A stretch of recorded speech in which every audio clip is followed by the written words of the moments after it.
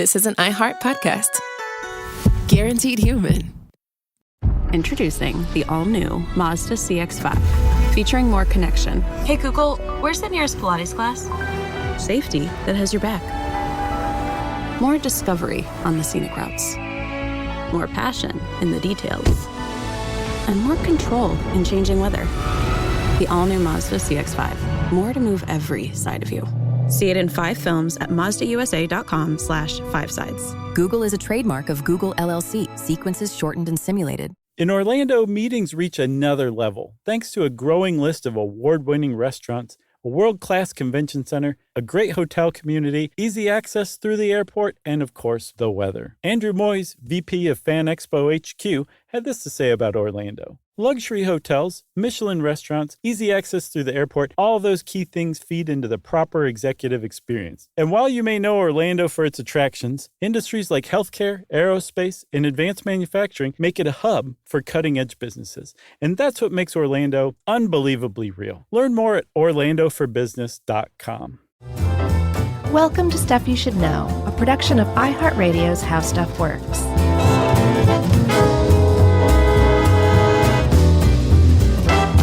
Hey, and welcome to the podcast. I'm Josh Clark, and there's Charles W. Chuck Bryan over there. And still no Jerry. Chuck, wake up. Huh? We're going to get some mail for that right off of the bat. I feel quite refreshed. So, Chuck, you might have narcolepsy then. If you just fell asleep, were you able to resist that urge to sleep just now? No. As soon as I heard, hey, welcome to the podcast, I went lights out. I think that happens to a lot of people. Have you ever known anyone with narcolepsy? I haven't. The closest I've come to that is watching My Own Private Idaho. What do you find that sleep-inducing? No. There's I think I can't remember right. if it's River Phoenix or Keanu Reeves has narcolepsy. That's right. I forgot about that. I thought you were saying it's so boring you can't stay awake. No. No, that's cats. Did you see that? No, don't you remember that? I tried to make myself go to sleep in Cats in the middle of Oh, that's Cats. right. No, I have not seen the movie, no. Yeah, that's what I was wondering about. After having been on Movie Crush, I can't tell what's what anymore, what I said where. So my great aunt Laura had narcolepsy, which is my paternal grandmother's sister. Mm-hmm. And I only met her a few times. This is from my dad's side of the Mississippi clan. So I think I only remember going to Mississippi like once when I was a kid and visiting her. And I just remember my brother and I, this is my only memory of that visit, is Scott and I sitting in a room talking with her and her being in the middle of a sentence and then her head falling down. And then 10 seconds later, she would pick her head up and continue that sentence. Wow, like without missing a beat, or was there like was she aware that she had just fallen asleep and woken up? In my memory from being like 10 years old, she didn't miss a beat and just finished her sentence like right in the middle of a sentence and didn't mention it. And my brother and I were just like, what is going on here? Wait, your dad didn't prepare you for it? I don't remember. I blocked out, purposely blocked out a lot of my childhood. Right, sure. So I don't know, but and that got folded into the shuffle. That's the only thing I remember. It may be a child's memory that is a little trumped up, but that's how I remember it. Wow, man. Well, yeah, I've never known anybody with narcolepsy, and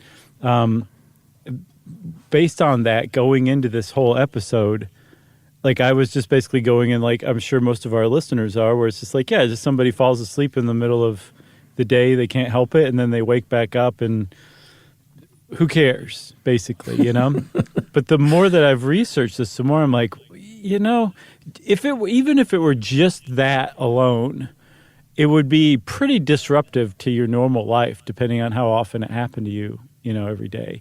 But the fact is, it's not just that alone. And there's a lot of extra symptoms to it that make it frightening or terrifying or depressing or just completely disruptive, or make it so that you are maybe unable to hold down a job or go to school. It's actually a much sadder condition than I think most people think of, because it seems innocuous. It's just like, hey, you fall asleep here or there, it's fine. and it's not. There's a lot more to it than that. Yeah, for sure. I should also mention, too, that something that should not be confused with narcolepsy is something that Emily's family has. And I saw this when we would go to visit when they lived in Ohio, when we would stay at her parents' house. Eating too much turkey? Well, eating, drinking during the day, such that by 7 to 8 o'clock at night, every night, Emily and I would look around. We're watching TV, and there are 4, usually 3 sleeping adults. And I dubbed it the gas leak, which everyone in their family thought was hysterical. Right. Now, that's just plain old funny. Yeah, that's not narcolepsy at all. That's just, at what age does that start happening is what I want to know, because I'm creeping up there. 21. Because I can still jam late into the night. I'm still, I might be sleepy the next day, but that's my only time when I don't have a 5-year-old. Mm-hmm. So I use that time. I can stay up still till midnight, 1 in the morning if I am doing something. That's really neat. You must have a lot of testosterone left. I don't think so. Well, I mean, like to have energy after, a certain time of day is I think you have a lot of testosterone, Chuck. I would bet we're going to take you in for a test after this. Well, I feel like some money on it. I feel like it kicks back in. Like I'm sleepy sometimes during the day, but then when the night comes and my daughter's asleep, I'm like, all right, this is my time to shine. No, that's very fortunate, man, that you're not just like, this is my time to Netflix and chill, like you're getting stuff done. I'm envious of you for that because I get a little tired, but I definitely don't have narcolepsy. I'm just kind of like, I'm somewhere between you and Emily's family. The gas leak, right? Yeah, so narcolepsy is it's a chronic disorder. It's a sleep disorder. And I know we've talked a little bit about this in some of our other sleep disorder episodes, so much so that I thought we might have actually covered this, but I quadruple checked, and we have not. But it's characterized by a few things. One of the main tenets that basically everybody that has narcolepsy has what's called excessive daytime sleepiness. Right. That's what everybody thinks about when you think of narcolepsy. Somebody just falling asleep. They can't help it. They're just suddenly out. That's right. Yeah. They also call those sleep attacks, which is pretty cute. And no matter what variation of narcolepsy you have excessive daytime sleepiness, EDS, right? That's right. And this is nothing new. We're just now sort of figuring it out a little bit since the 90s, which we'll get to. But obviously, this has been happening since there have been people. They've probably been suffering from narcolepsy, a small percentage of people. But it was first described in 1880 by a French physician named Jean-Baptiste Edouard Guélinot. Not bad. How would you have said it? Jean-Baptiste Edouard Guélinot. Guélinot? Is it a... You have to put that little uptick on the end. I think that's called an accent aigu. Right. So, yeah, that's how I would have said it. But either way, I think we basically got it across. He was a French physician from 1880. That's the important part. Yeah, and the origin of the actual term is from Greek narca, which is numbness or stupor. Stupor is one of my favorite words. And lepsis, to attack or to seize. Right. So it's an attack of stupor, basically, is what he meant when he coined that term. And the reason Jean-Baptiste Edouard Guélinot came up with this is because a 36-year-old wine cask maker came to him and said, hey, I think there might be something wrong with me. I fall asleep suddenly out of nowhere for 1 to 5 minutes, 200 times a day, every day. What do you think? And Guélinot said, I think I'm going to make my career on you, buddy. I did the math there. If you average about 2.5 minutes between the 1 to 5, that's about 8 hours of dozing. Okay, I'm really glad you said that, Chuck, because this was something that I had no idea about. But if you take over a 24-hour period somebody with narcolepsy and put their amount of sleep next to somebody without narcolepsy, over 24 hours, it's going to wash out to roughly the same. Did you know that? I didn't know that, but does that mean that this guy dozed 8 hours a day and then stayed up all night, or did he sleep another Yes. 5 hours at night and just slept a lot?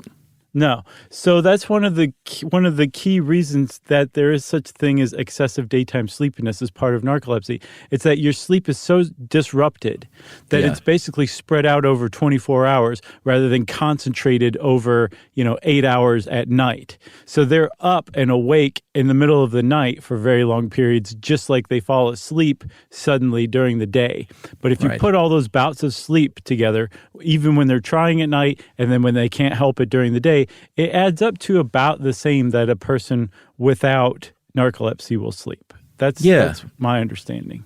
No, that's pretty remarkable. It is. Like the brain's like, I'm getting sleep whether you like it or not. We're making this happen. At least by 24 hours, we're going to have had enough.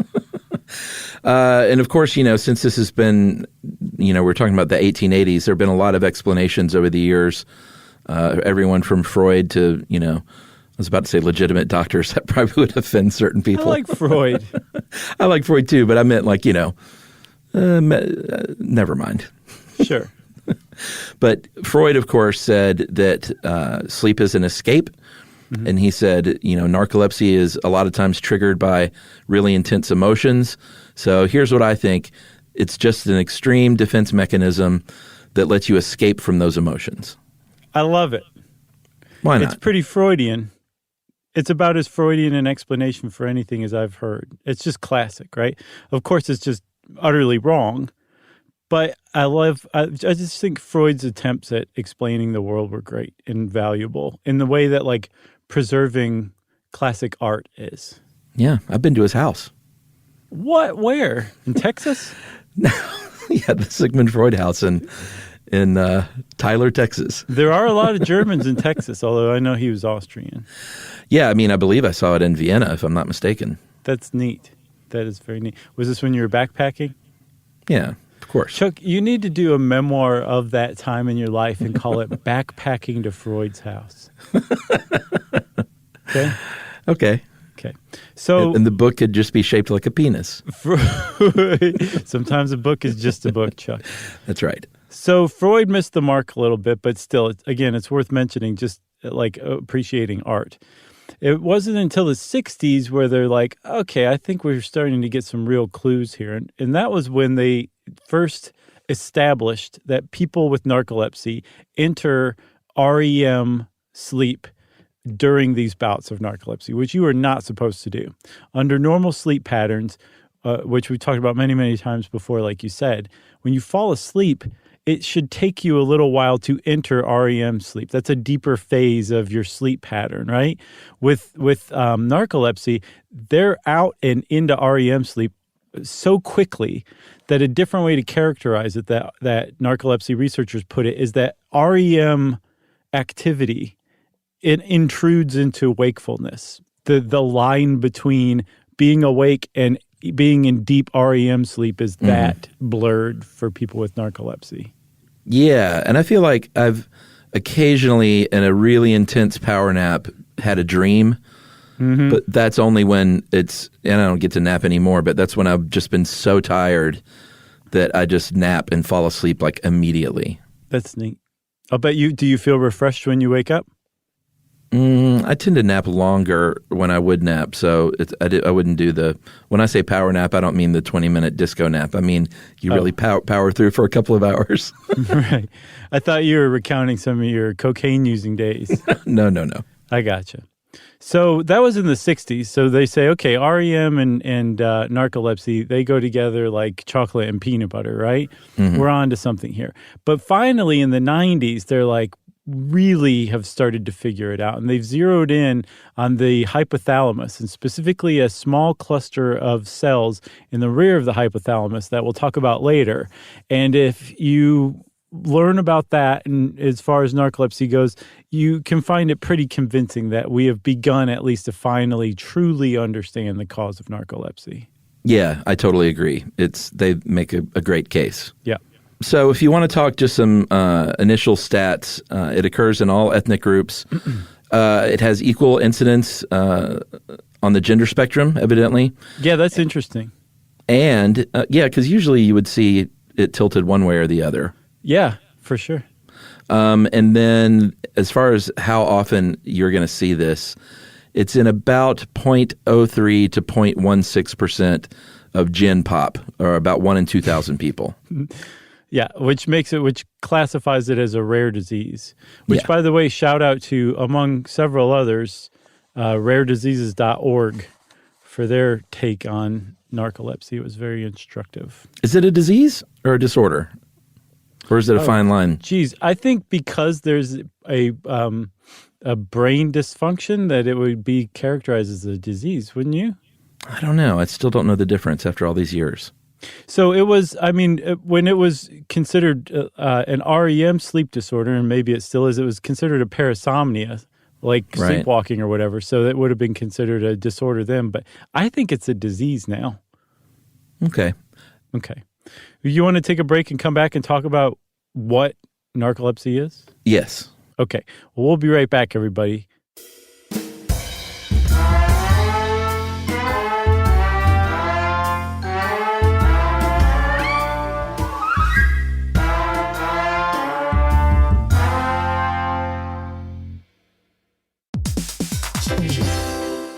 If you own a home, you already know stuff breaks. It's not if, it's when. And somehow it's always like the AC in July or the fridge right after you go to the grocery store. That's why you always hear people say they don't make appliances like they used to, because it's kind of true. That's right. Good thing there's American Home Shield. With an AHS home warranty, they can help fix major home systems and appliance breakdowns like your AC, plumbing, or fridge. And if they can't repair your covered item, they'll replace it, no matter how old it is. And that's huge because fixing an AC can cost a lot. Like, hey kids, our vacation is canceled a lot. Plus, as a benefit to select plans, you can get real-time video help from live repair experts to troubleshoot home hassles at no extra cost. Listen, everybody, home ownership is already stressful enough. No need to upset your wallet. So check out American Home Shield now and get 20% off any plan at ahs.com/SYSK and see promo details.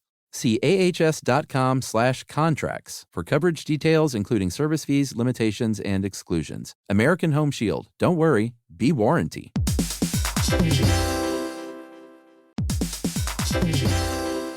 Hey everybody, we want to talk to you about The Big Bang Theory. That's a show that became one of the most defining sitcom of its era and really built a fan base around its memorable characters and unique group dynamic. That's right, which is why we think you'll enjoy the official Big Bang Theory podcast. It's back, covering seasons 3 and 4 of the show. Host Jessica Radloff sits down with crew and cast members like Kunal Nair, who plays Raj, Mayim Bialik, who plays Amy, and Kevin Sussman, who plays Stuart. That's right. You're going to learn all about the Easter eggs you may have missed, behind-the-scenes stories, and how certain real-life relationships shaped some of the most memorable storylines. Yeah, there's cast reflections years after the series aired and expanded content around famous episodes and storylines. It is exactly what you're looking for if you're a fan of the Big Bang Theory. The season is on video, so watch the official Big Bang Theory podcast on HBO Max, or listen wherever you get your podcasts, and stream episodes of the Big Bang Theory on HBO Max.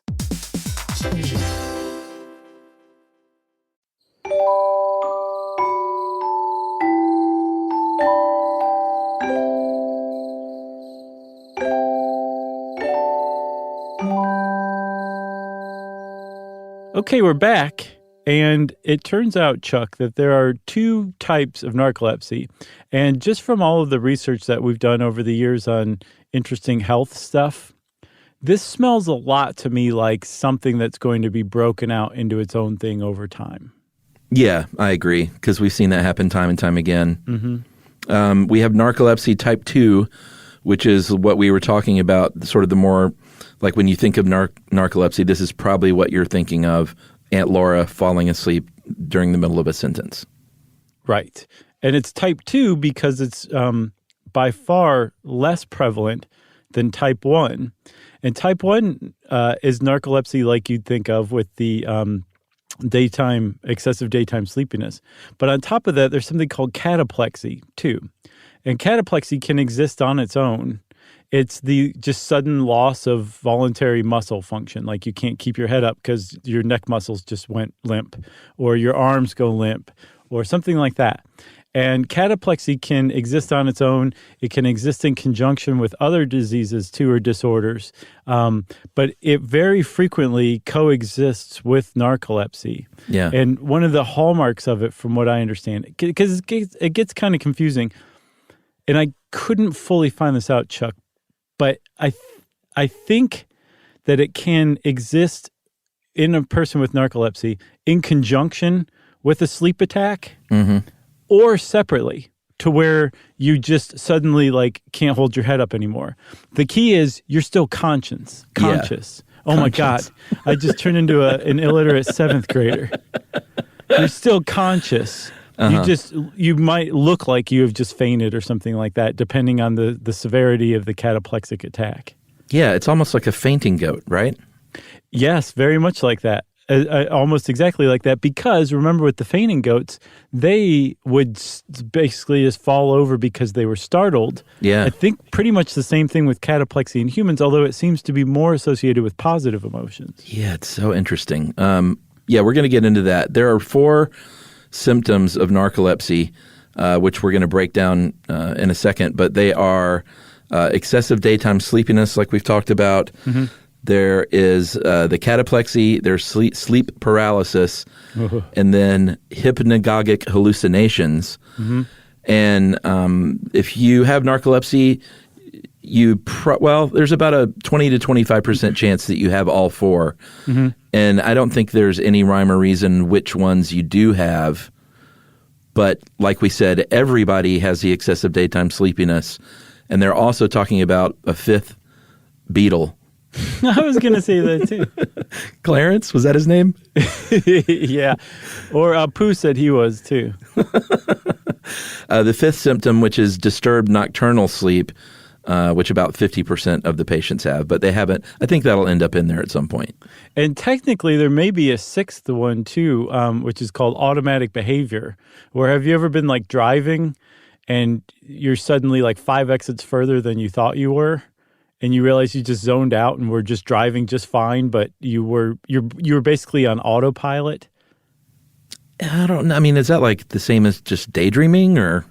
Maybe, I think so, but there's like no recollection of anything. You didn't note any landmarks that you just passed, or let's say you're gardening or something like that. You don't remember finishing digging the hole with the trowel. It's you've just completed a task that you have no memory of undertaking. I don't think that happens. Okay, so that's happened to me before, but that's Really? a symptom of it's an additional symptom. It's not a classic symptom, but they're starting to figure out that it is a symptom of narcolepsy. Yes. So you're like, I went in my garage one day and I had built a penny farthing. Right. No memory of that, how it got there. So it usually starts out in adolescence, which surprised me. I did not know that. Just maybe because my Aunt Laura characterized it as something you got later in life. But they do worsen with age, so maybe that does make sense after all. And sometimes your symptoms can be very steady. Sometimes it can be months or years in between changes, and sometimes the symptoms change a lot very quickly. Right. But the symptom that, again, 100% of people with narcolepsy have is excessive daytime sleepiness. And in almost every case of narcolepsy, that is the first symptom that starts. Yeah. You almost never start with the other ones. It's that one first. And that's exactly what you think of, where somebody just falls asleep and they're out for a few seconds to a few minutes, depending. And it's not going to be the same amount of time every time. They're not going to have the same number of sleep attacks every time. Yeah. A lot of it has to do with just how tired they are, like how poorly they slept the night before. Yeah. That's going to make them more susceptible to sleep attacks during the day. And this is not the same as hitting the wall at 3 o'clock because you ate lunch and all of your coffee from the morning wore off. Yeah. I mean, it bears some resemblance to it, but it is irresistible, this urge to sleep. Or just sleep. It just comes on.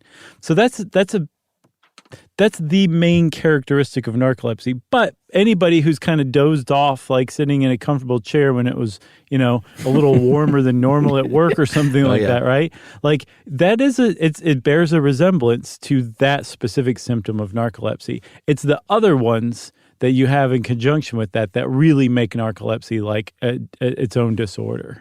Have you ever slept at any job you've ever had?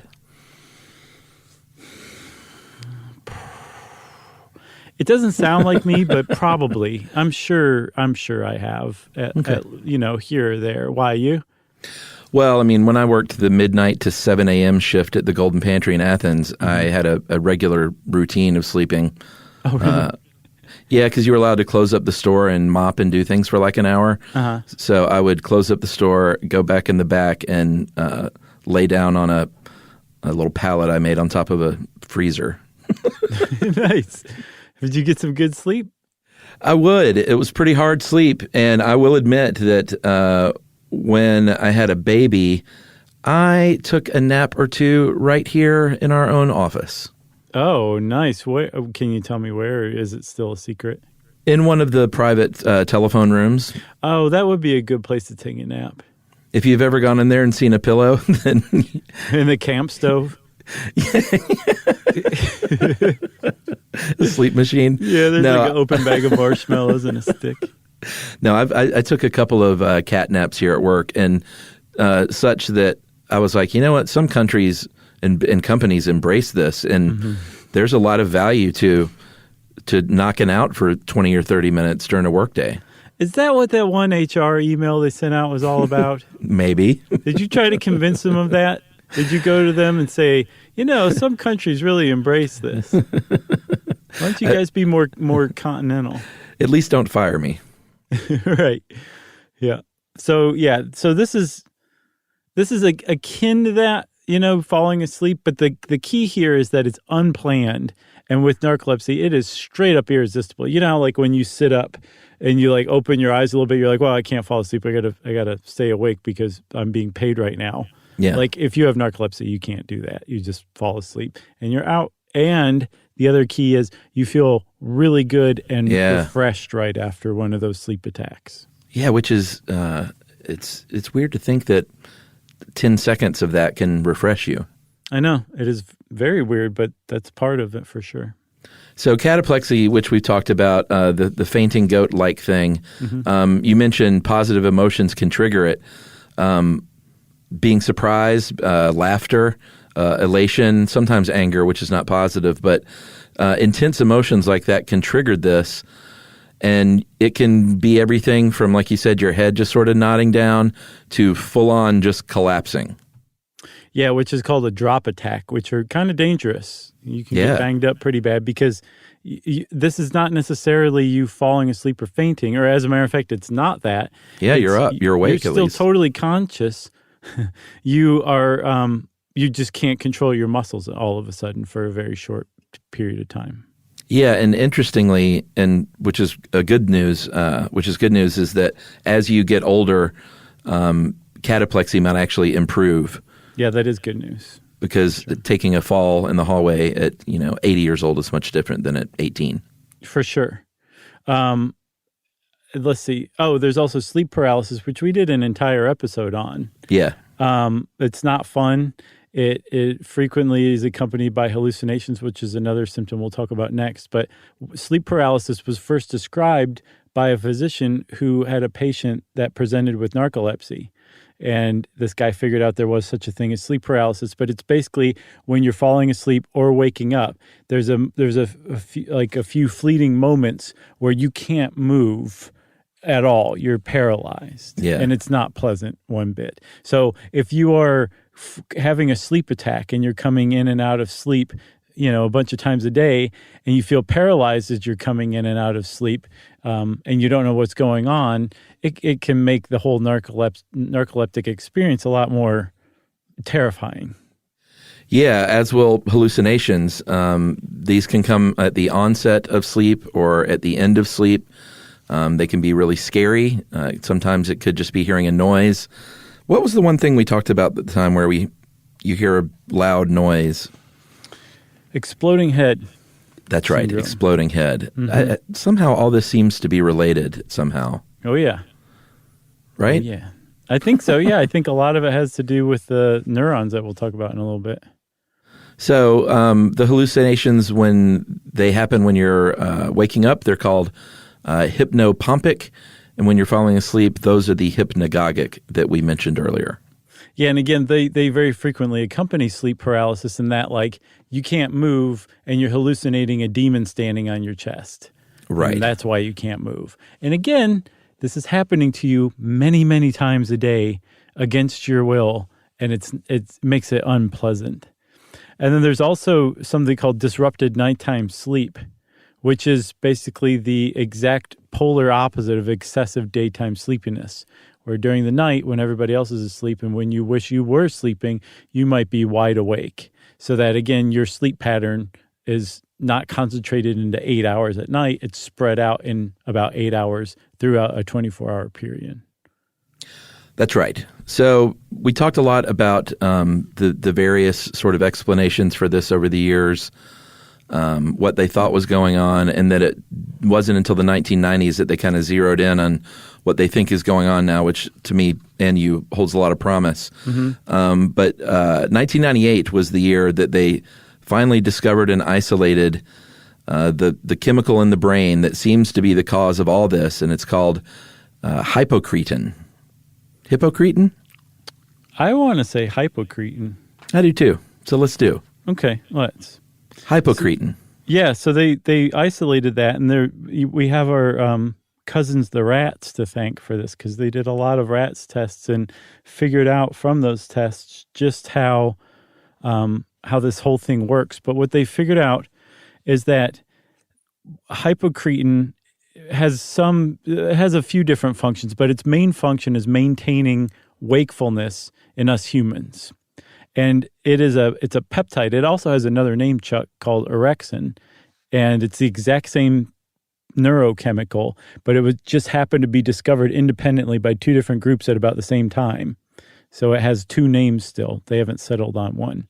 But it basically goes around and says, hey, serotonin, you're looking good. Here's a little boost. Hey, norepinephrine, you're looking great yourself. Here's another little boost. And so all of these neurochemicals that keep us awake and alert get a boost from hypocretin so that they can do their job better.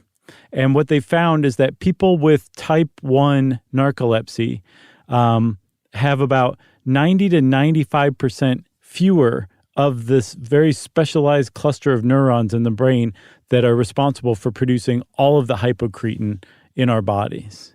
Yeah, that's case closed, right?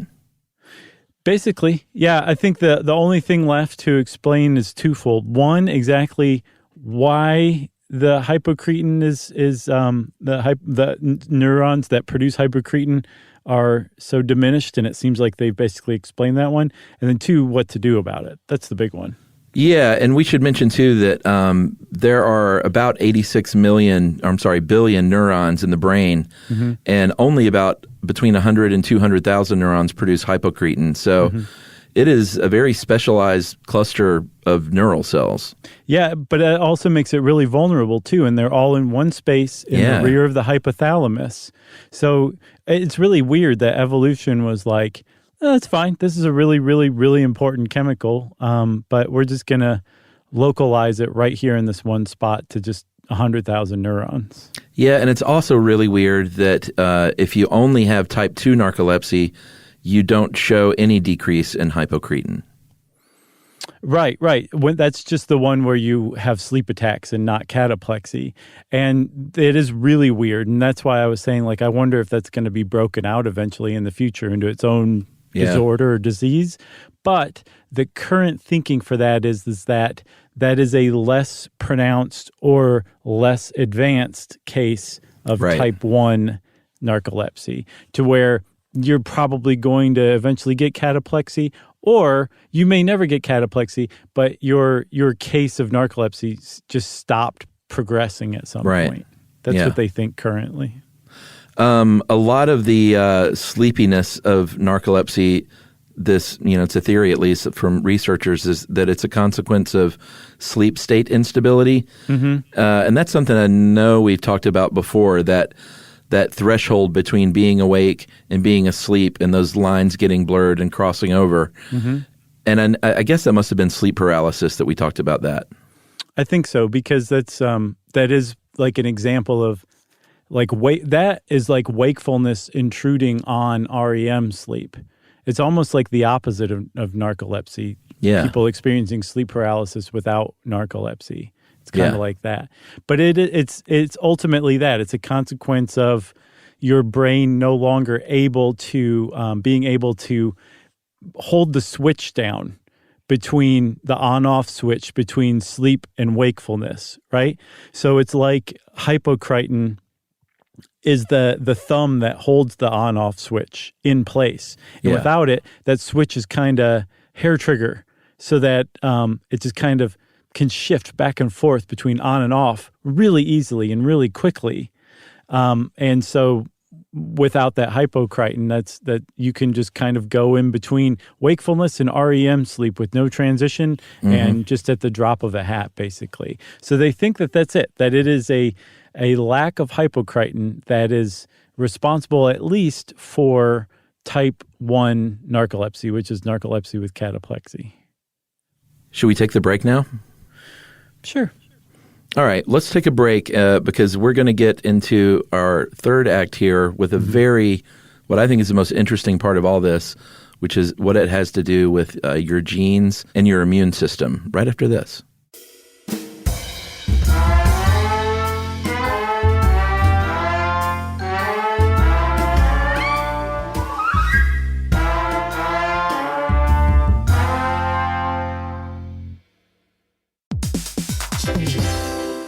If you own a home, you already know stuff breaks. It's not if, it's when. And somehow it's always like the AC in July or the fridge right after you go to the grocery store. That's why you always hear people say they don't make appliances like they used to, because it's kind of true. That's right. Good thing there's American Home Shield. With an AHS home warranty, they can help fix major home systems and appliance breakdowns like your AC, plumbing, or fridge. And if they can't repair your covered item, they'll replace it, no matter how old it is. And that's huge, because fixing an AC can cost a lot. Like, hey kids, our vacation is canceled a lot. Plus, as a benefit to select plans, you can get real-time video help from live repair experts to troubleshoot home hassles at no extra cost. Listen, everybody, home ownership is already stressful enough. No need to upset your wallet. So check out American Home Shield now and get 20% off any plan at ahs.com/SYSK and see promo details. See ahs.com/contracts for coverage details, including service fees, limitations, and exclusions. American Home Shield. Don't worry, be warranty.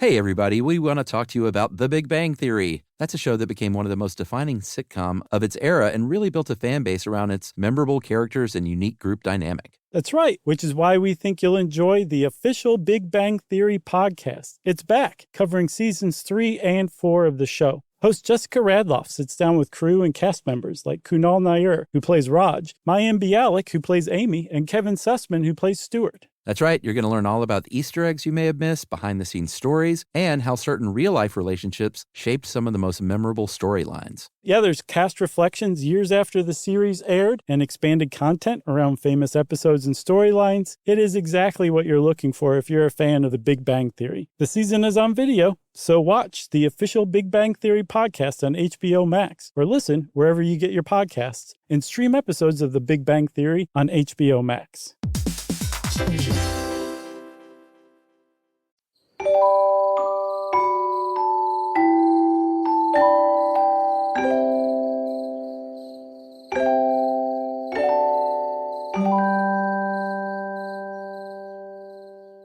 All right. So I promised talk of genes and your immune system. This is super interesting to me because I feel like they're really zeroing in on what's going on here with this research. Dude, how many episodes have we done on stuff like this where we're like, they think maybe this, or studies are starting to come in? We have caught this at like peak ripeness. Right before everybody knows it, it's just so plain and obvious and it's been talked about so much. But right after all of these important advancements in the study of it have really kind of come together and gelled. I mean, it is perfectly fresh. Yeah, it is a very rare, satisfying feeling. Right? I feel satisfied myself. So they think there's a genetic basis for narcolepsy, But the genes that are involved in narcolepsy really aren't involved with sleep. It's about your immune system. So how it goes is a little something like this. There, all right, man. There are genes that code for these T cell receptors and the HLA gene, human leukocyte antigen. And not everyone has this variant, but if you do, you're going to have about a 25% greater chance of having narcolepsy. Yeah, that variant of the HLA gene. Very important. That's a big increase. Yeah, 25-fold is for real. Because a lot of those, they'll show like the relative increase. It increases your risk, 80%. But if you look at the absolute increase, it's like, well, that, you have, 1.5 times the chance or something like that. 25 times likelier is definitely a huge increase for sure. My hat is off to that one. Yeah, but so what they're thinking is that it's actually the basis of narcolepsy is an autoimmune disease, and that is what's killing off your immune system, is killing off those hypocretin-producing neurons. Yes.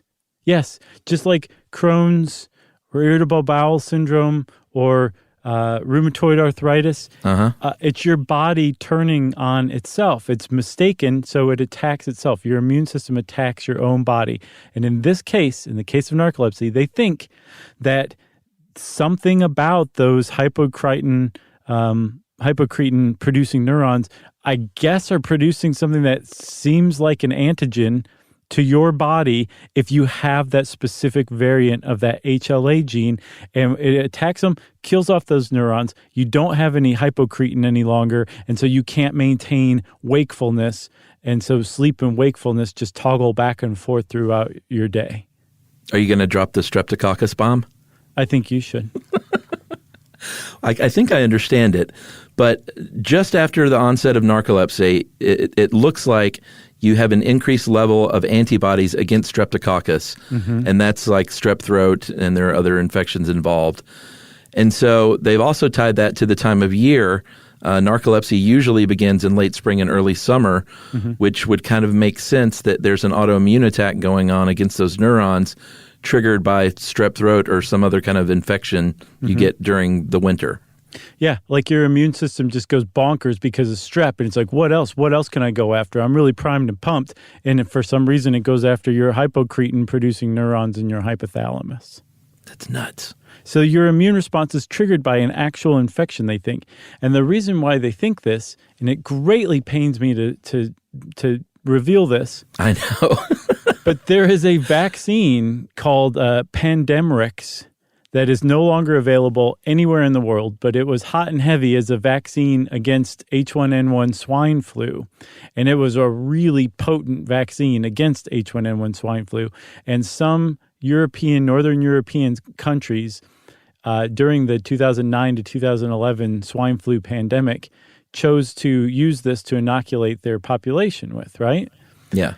Well, there were reports that have been backed up by studies, not just in Finland, which was a big place where this happened, but in other places like the UK did studies too that found the same results, that there was a link between Pandemrix and narcolepsy, that the Pandemrix triggered that immune response that ultimately led to the immune system attacking the hypocretin-producing neurons. So that H1N1 vaccine brought on a lifelong chronic case of narcolepsy. Yeah, I know that was hard to say, wasn't it? Yeah, it really was. I really, really hate saying stuff like that. I know, but you know what? We gotta preach the science, and the science appears valid here. Agreed. Yeah, for dozens sure. of kids in Finland developed narcolepsy, and I think the new rate of cases of narcolepsy in kids increased 8 to 12-fold. And, I think out of the 54 kids who were diagnosed with narcolepsy, 50 of them had the vaccine. So 50 out of 54. Yeah, and I mean, these numbers are really, really small. But if you think about it, so 4 kids apparently in 2010 would have been diagnosed with narcolepsy. Right. Had that pandemic not happened or that particular vaccine not been administered. But because it was, the number was 54, not 4. So even though the numbers, again, absolutely are rather small, percentage-wise, that's an enormous, a mind-boggling increase in the number of narcolepsy diagnoses. And it was linked directly to that vaccine. Yeah, and they caught it. Sorry, I keep saying that. And they caught it, and it is no longer being given anywhere. It was never available in the United States. Yeah. So Finland just sort of got the brunt of it, it seems like. Yeah, Finland. The UK had a bunch. Their rate was one case of diagnosed narcolepsy for every 55,000 inoculations in children, I think, 6 months to 18. Oh, wow. But that washed out to like 16 people, which still, I mean, if you're one of those people, you're like, well, son of a gun. Yeah. That really sucks.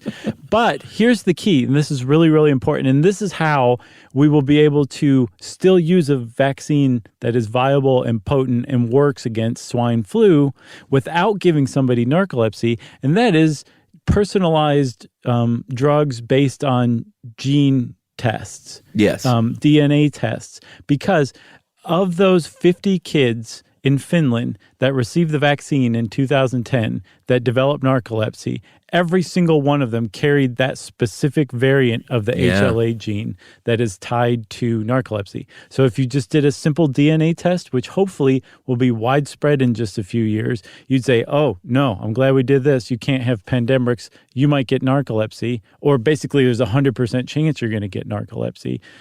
We'll give you this other vaccine instead that has been shown not to produce narcolepsy in people like you. That's right. And you can refer to our episode on personalized medicine. Yes. Right? We should do a follow-up on that one. Yeah, I agree. We'll put that on the list for 6 years from now. So basically, you've got these genes that predispose you to your immune system mistakenly attacking that part of your hypothalamus. Mm-hmm. There has to be some sort of trigger, either an infection or pandemics, something like that, typically an infection with strep. And then there seem to be two age windows where you're particularly vulnerable, around 15 and around 36. They have no idea about any of that. They just have, they're starting to put this data together. Yeah, I bet you they'll figure that out too. Agreed. I really feel like narcolepsy is going to be like totally and completely figured out in the next decade, and I could not be more jazzed about it. Really? Yeah. No, I love science just figuring things out, you know, too. just doggedly, you know, working and building on, you know, somebody else's work. It's a beautiful thing when it's done right. Agreed. So if you are going to be diagnosed with narcolepsy, there are a couple of tests that they're going to give you. One is called an overnight polysomnogram. That's right, a PSG. And that is a test when you it's one of those tests. It's like a sleep study. Is when you go in and sleep for them, basically. And sleep for me, baby. Yeah, and they measure a lot of things. They measure your brain waves. They measure your heart rate, eye movements, limb movements, muscle tone, respiration. Get a lot of info there, and then they'll say, now you're gonna. This is gonna be followed by the multiple sleep latency test, which also sounds kind of fun because that measures how quickly you fall asleep for a nap every couple of hours during the day. I know. When you have to go in for one, you're like, I got to go to a doctor's appointment. Somebody goes, oh, sorry. And go, no, it's great. It's going to be the greatest day of my life. Yeah, those rooms make me sleepy. I could see some people being like, oh, I can't go sleep in a room. But I was well known as a child for falling asleep in like a dentist chair, waiting for the dentist to come in, or in a waiting room or not a waiting room, but in the exam room for a doctor. I still get sleepy in those just super clean, super cool, quiet rooms with fluorescent lighting. It zaps me. Yeah, that's very odd. Yeah, very odd indeed. So 4 or 5 nap opportunities during the day. They're going to see how fast you fall asleep, and if you have narcolepsy, you're going to fall asleep super easy compared to someone without narcolepsy. Right. So that's a pretty big giveaway. If they're still like, I don't know, this is all this, you know, this patient history that we've taken and these tests are inconclusive, they might test your cerebrospinal fluid because hypocretin levels are very easily tested through that. Not as fun. No, not nearly as fun because they're going to go through the base of your skull, that hole in your skull where your spinal cord goes. Yeah. I don't know. I know. I hope that never befalls either one of us, and to anyone who's ever had to go through that, we are very, very sorry. Yeah. But that also is looking like a place where they're trying to figure out how to cure narcolepsy. Because as it stands right now, if you are diagnosed with narcolepsy, you have just been given a lifelong chronic diagnosis. Yep. There's no cure for narcolepsy as it stands right now. But there are treatments, and from everything I read, if you are actively treating your narcolepsy through a doctor, usually with prescriptions and also like behavioral modification, not like, hooking you up to a car battery and changing your behavior like that, more like making sure you stick to like a good sleep pattern. Right. You can very much keep your symptoms in check. For sure. It doesn't have to ruin your life. The trouble is that it's very frequently misdiagnosed and it's underdiagnosed. And they think it's because it occurs with so many comorbidities like depression, where the doctor's like, well, sure, you're falling asleep all day because you're just sitting around on the couch because you don't have any low energy because you're depressed. Really, it's possible that you have developed depression because of the narcolepsy. Yeah. They haven't figured out if they're comorbid or if one causes the other, but they're pretty sure that the narcolepsy causes the depression. Yeah, you're probably going to get a prescription for something. It may be, or it's probably likely to be modafinil these days. And we talked about that in our Is Science Phasing Out Sleep episode. Yeah, we've done a bunch of sleep ones. I forgot about that one. Ritalin you might get. It says in the old days methamphetamines, but they still prescribe a variation of speed for. I'm not sure if it's narcolepsy, but I know an individual that was diagnosed with, I guess, just extreme daytime sleepiness. Not doing chores fast enough?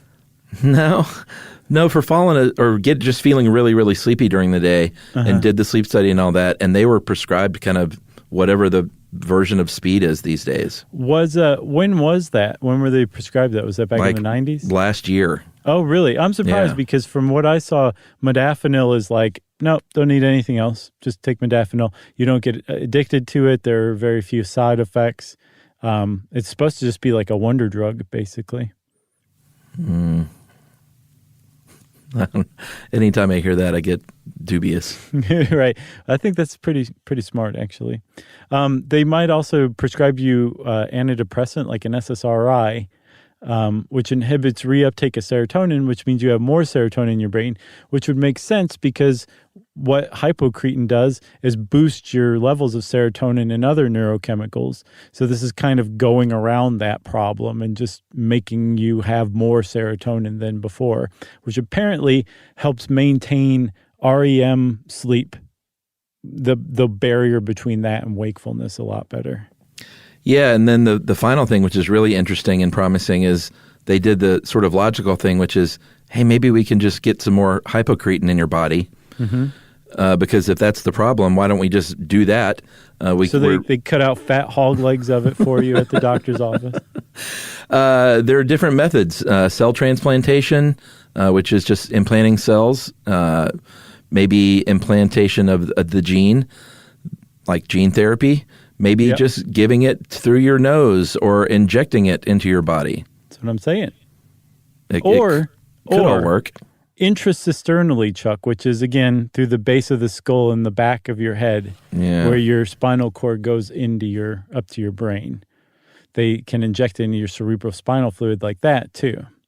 Yeah. It's probably the least fun of all of them, but they're on the case, basically, is what that means. Yeah, and, we've talked sort of off and on throughout this thing about your quality of life with narcolepsy. It's obviously a serious thing. There can, besides just like holding a job and socially and not being depressed because you don't want to hang out with people because you may be embarrassed by it.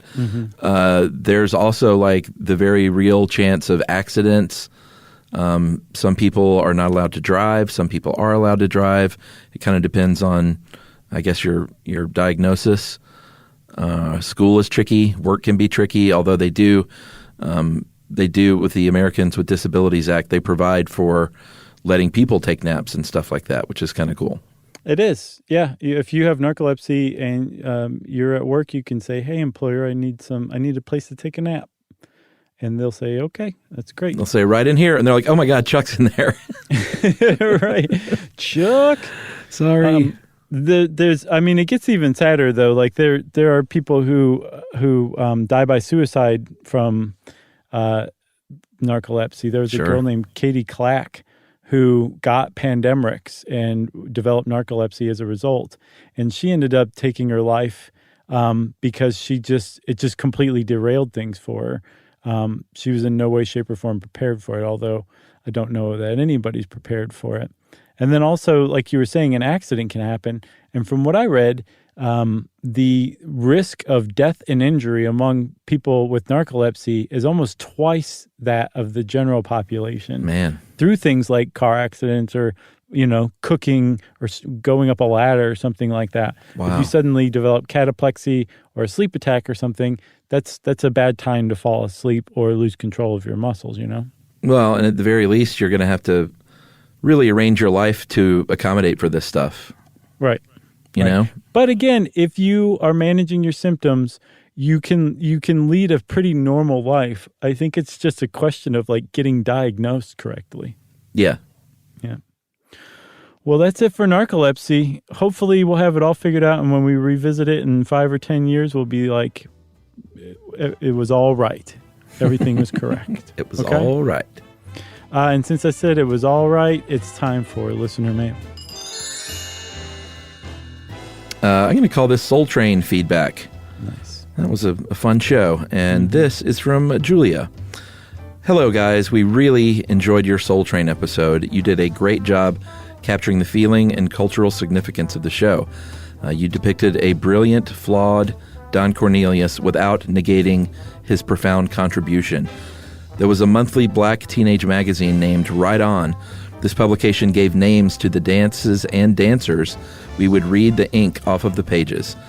Being black in America then and now, we watch mainstream America love the culture while devaluing the people and criminalizing the young. Thank you for this episode. And that is from Julia Pierce, the president of the Tybee MLK Human Rights Committee. Nice. Tybee Island, I guess, down in Georgia? I don't know. I guess so. I hope so. That's great. Thanks a lot, Julia. Much appreciated. Agreed. If you want to get in touch with us like Julia did, give us props, or just say, hey, you guys are doing this too much, or be quiet. We never will, but you can still say it. You can send us an email to stuffpodcast@iheartradio.com. Stuff You Should Know is a production of iHeartRadio's How Stuff Works. For more podcasts from iHeartRadio, visit the iHeartRadio app, Apple Podcasts, or wherever you listen to your favorite shows.